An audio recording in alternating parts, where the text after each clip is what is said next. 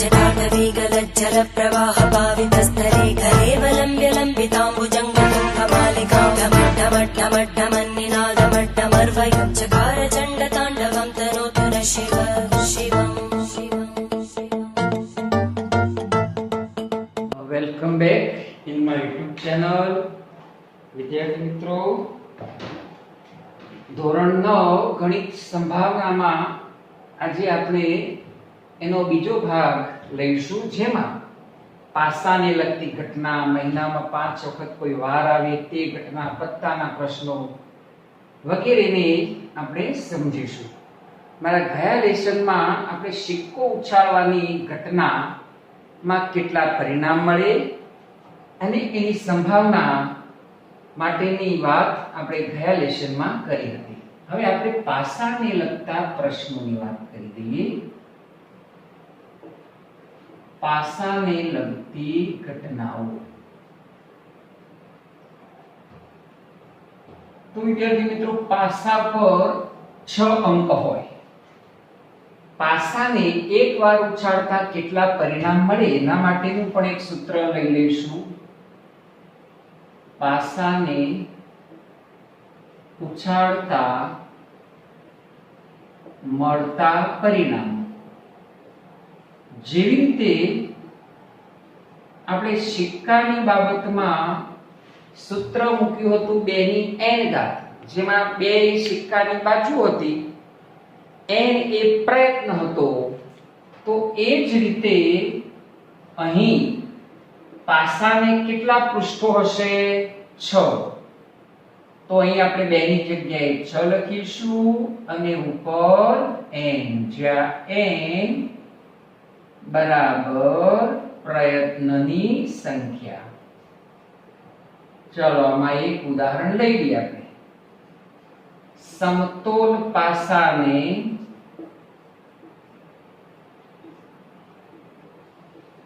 એકવાર ઉછાળતા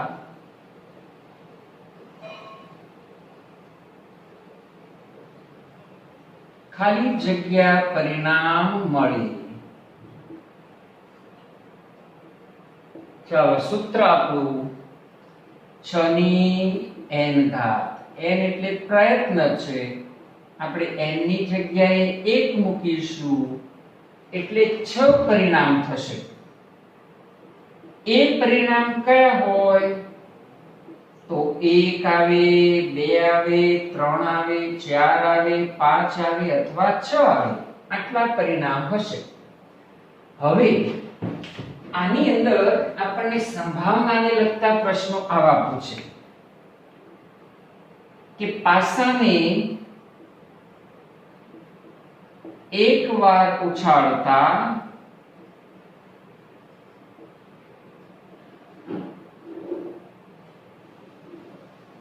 અવિભાજ્ય અંક મળે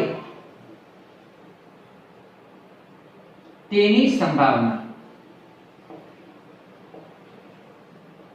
તો વિદ્યાર્થી મિત્રો, અહીંયા તમે જોઈ લો, અવિભાજ્ય અંક કયા કહેવાય?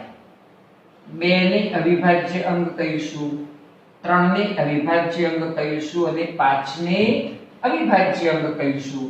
આ સંભાવનાને જો આપણે P of A તરીકે લઈએ તો અવિભાજ્ય અંક ના પરિણામો કેટલા છે? 3 અને પાસાના પરિણામો ટોટલ 6. તો આનો જવાબ આવશે 1/2. ચાલો વળી પાછો આમાંથી પ્રશ્ન લઈએ. પાસાને એકવાર ઉછાળતા યુગ્મ વિભાજ્ય સંખ્યા મળે, યુગ્મ અવિભાજ્ય સંખ્યા મળે તેની સંભાવના. પાસાને એકવાર ઉછાળતા યુગ્મ અવિભાજ્ય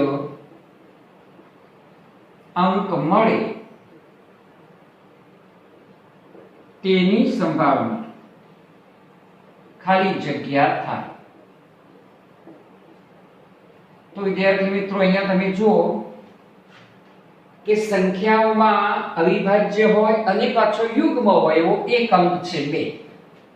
તો આની સંભાવનાને જો આપણે p ઓફ b તરીકે લઈએ તો બે એક અંક ટોટલ કેટલા કહેવાય? 1 અને પાસાના કુલ અંક કેટલા? તો 6. તો 1/6. બે એક વાર છે, ટોટલ અંક 6 છે, તો એની સંભાવના 1/6. ચાલો હવે આપણે પાસાને બે વાર ઉછાળીશું. પાસાને બે વાર ઉછાળતા મળતા પરિણામ લખો. તો વળી પાછું આપણે સૂત્ર મૂકી દઈશું. પાસાને ઉછાળતા સૂત્ર થશે 6 ની n ઘાત. હવે કેટલા પ્રયત્નો છે? તો 2. તો ઉપર 2 ઘાત લખીશું. 6 નો વર્ગ 36. આ 36 પરિણામ કયા હોય? તો એ પરિણામ આ રીતે હોય. 1 1 બંને એટલે કે પાસાને આપણે બે વાર ઉછાળી તો બંને પર એક એક અંક મળે એવું હોય. 1 2 હોય, 1 3 હોય, 1 4 હોય, 1 5 હોય, 1 6 હોય. એ જ રીતે 2 1 હોય, 2 2 હોય, 2 3 હોય, 2 4, 2 5, 2 6. 3 1 હોય, 3 2 હોય, 3 3, 3 4, 3 5, 3 6. 4 1, 4 2,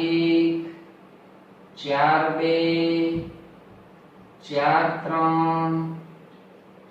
4, 4 5, 4 6.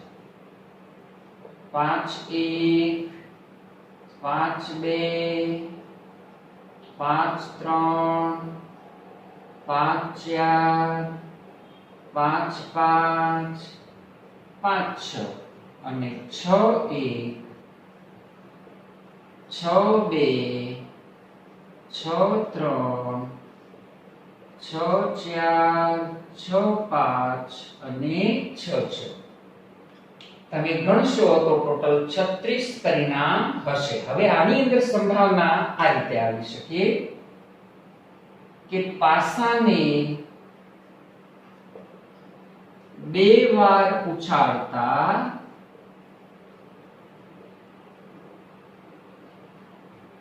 બંને અંકો સમાન મળે. બંને અંકો સમાન મળે તેની સંભાવના ખાલી જગ્યા થાય. તો વિદ્યાર્થી મિત્રો અહીંયા તમે જોઈ લો કે સમાન અંક હોય એવું 1 1 છે, 2 2 છે, 3 3, 4 4, 5 5 અને 6 6. આટલા પરિણામ હશે જેમાં બંને અંકો સમાન છે. તો આ સંભાવનાને આપણે P of A કહીએ. સમાન અંક હોય એવા કેટલા પરિણામ છે? 6. કુલ પરિણામ કેટલા? 36. એને સાદુરૂપ આપીશું તો આપણો અંતિમ જવાબ આવશે 1/6. ચાલો વળી આપણે પ્રશ્ન આમાં કાઢીએ. પાસાને બે વાર ઉછાળતા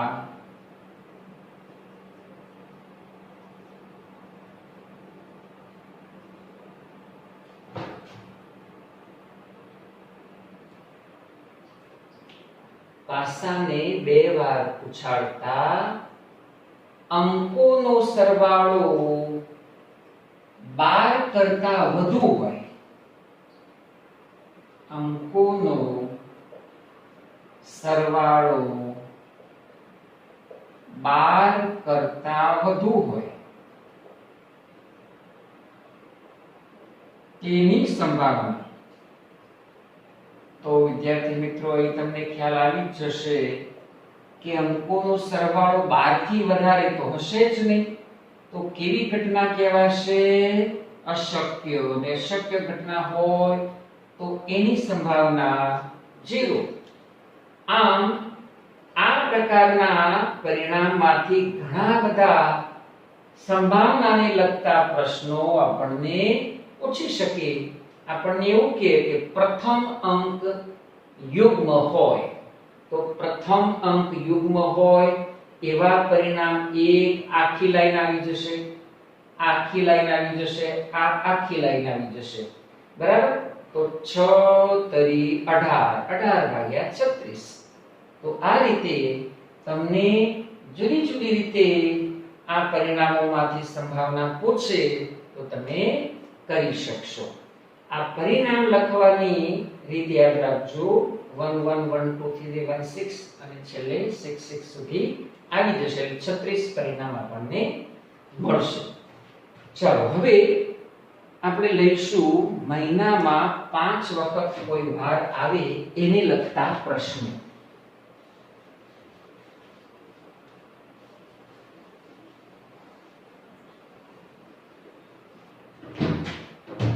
તો હવે પછીનો પ્રશ્ન છે આપણો મહિનામાં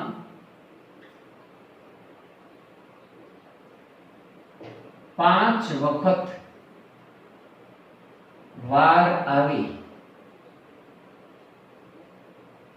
તેને લગતા પ્રશ્નો.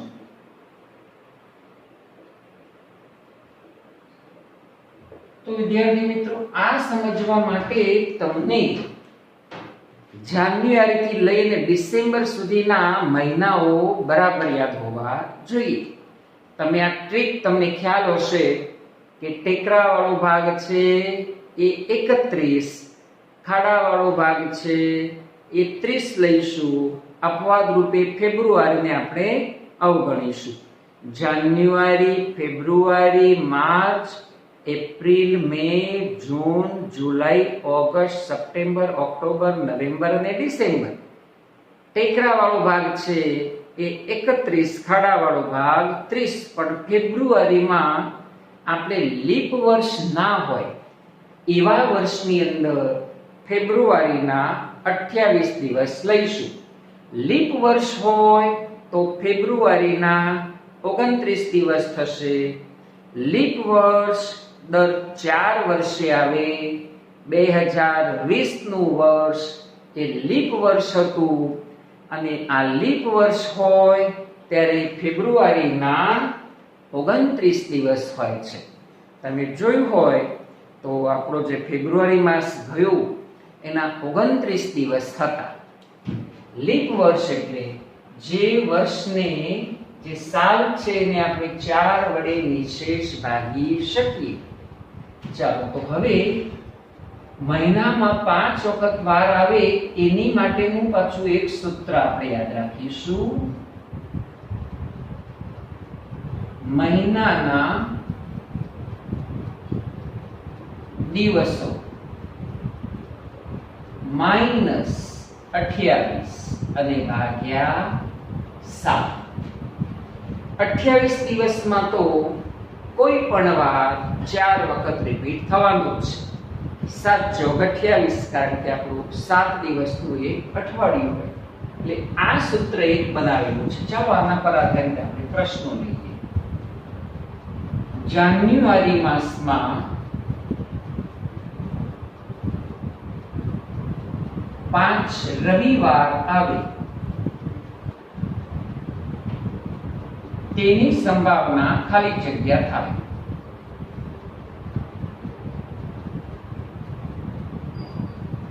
તો વિદ્યાર્થી મિત્રો અહીંયા વારની કંઈ જ લેવા દેવા નથી. તમે રવિવાર હોય, સોમવાર હોય, મંગળવાર હોય ગમે તે આવે તો એનો જવાબ આપણો ફિક્સ હશે. તો એનો જવાબ આ આપણું સૂત્ર છે. બરાબર? તો મહિનાના દિવસો જાન્યુઆરી 31 માઈનસ 28 ભાગ્યા 7. 3 ભાગ્યા 7. 28 ઉપર જેટલા દિવસો હોય એના છેદમાં 7 કરી દેવાના.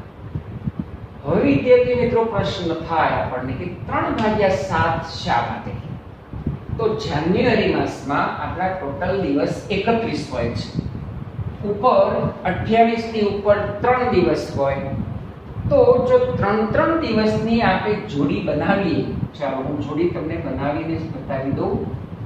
રવિ, સોમ, મંગળ, સોમ, મંગળ, બુધ, મંગળ, બુધ, ગુરુ, બુધ, ગુરુ, શુક્ર, ગુરુ, શુક્ર, શનિ, શુક્ર, શનિ, રવિ, શનિ, રવિ, સોમ. તમે જોઈ લો કે 7 વાર થઈ જશે. બરાબર. હવે જુઓ, આપણે રવિવાર છે તો તમે 3 ની જોડીમાં રવિવાર તમે જોશો તો 3 વખત રિપીટ થતો હશે જ. ચાલો 2 અને આ 3. એ જ રીતે તમે કોઈ પણ વાર જોશો તો 3 વખત જ રિપીટ થશે. સોમવાર લેવો છે તો 1, 2 અને 3. કોઈ પણ વાર જોશો તો 3 વખત રિપીટ થશે. માટે એની સંભાવના આપણે 3/7 લખીએ છીએ. ચાલો હવે આપણે બીજા મહિના લઈએ પાછા. તમને પ્રશ્ન કરવામાં આવે કે જૂન માસમાં 5 સોમવાર આવે તેની સંભાવના. તો હવે વિદ્યાર્થી મિત્રો, સૂત્ર લખ્યા વગર તમે તરત કહી શકશો જૂન માસના દિવસ 30. 30 - 28/7. તો જવાબ આવશે 2/7. ચાલો હવે ત્રીજો પ્રશ્ન. લીપ વર્ષ હોય તેવા ફેબ્રુઆરી માસમાં 5 ગુરુવાર આવે. 5 ગુરુવાર આવે તેની સંભાવના ખાલી જગ્યા થાય. તો વિદ્યાર્થી મિત્રો, લીપ વર્ષ હોય એવા ફેબ્રુઆરી માસમાં એના દિવસ 29 હોય તો સૂત્ર મુજબ 30 - 29/7 એટલે જવાબ આવશે 1/7. ચાલો અહીંયા લીપ વર્ષ શબ્દ ન વાપર્યો હોય તો તમારે તરત એની સંભાવના 0 લખી દેવાની. અશક્ય ઘટના. કારણ કે લીપ વર્ષ ના હોય ત્યારે દિવસ 28 - 28 0 થઈ જશે. 0/7 0. આમ તમને આ માસને લગતા પ્રશ્નોમાં તકલીફ નહીં પડે. હજુ આપણે એમાં થોડા ઊંડાણમાં જઈએ. આખા વર્ષના જે દિવસો હોય છે એના આધારિત સંભાવનાને લગતા પ્રશ્નો જોઈએ. વિદ્યાર્થી મિત્રો, આપણા વર્ષના દિવસો 365 લઈએ છીએ.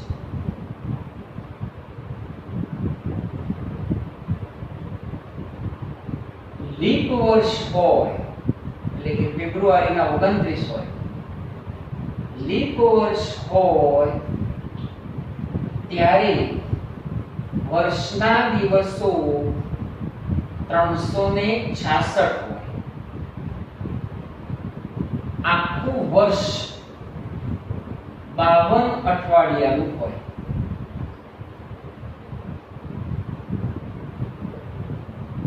આ 52 અઠવાડિયાને આપણે 7 વડે ગુણીશું તો 364 દિવસ થાય. પરંતુ આપણે વર્ષ 365 નું લઈએ છીએ. એટલે અહીંયા તમને આવો પ્રશ્ન કરે, લીપ વર્ષ ન હોય તેવા કોઈ પણ વર્ષમાં 53 ગુરુવાર આવે તેની સંભાવના ખાલી જગ્યા થાય. તો અહીં વિદ્યાર્થી મિત્રો તમારે આટલું જોવાનું. લીપ વર્ષ નથી એટલે દિવસો કેટલા? જ્યારે લીપ વર્ષ હોય ત્યારે 366, નથી ત્યારે 365. તો 365 માંથી 364 બાદ ભાગ્યા 7. આપણું વર્ષ આમ તો 52 ગુણ્યા 7 364 દિવસ, પણ આપણે વર્ષના દિવસ તો 365 લઈએ છીએ. તો એની સંભાવના 1/7 થશે. હવે જો લીપ વર્ષ હોય તેવા કોઈ પણ વર્ષમાં 53 સોમવાર આવે તેની સંભાવના ખાલી જગ્યા થાય. તો અહીં વિદ્યાર્થી મિત્રો લીપ વર્ષ છે એટલે દિવસો 366 366 - 364 ભાગ્યા 7. તો આપણો જવાબ આવશે 2/7. એટલે શોર્ટમાં સૂત્ર તમે આટલું યાદ રાખજો કે લીપ વર્ષ ન હોય ત્યારે આપણે શું કરીશું? 365 - 364 ભાગ્યા 7. લીપ વર્ષ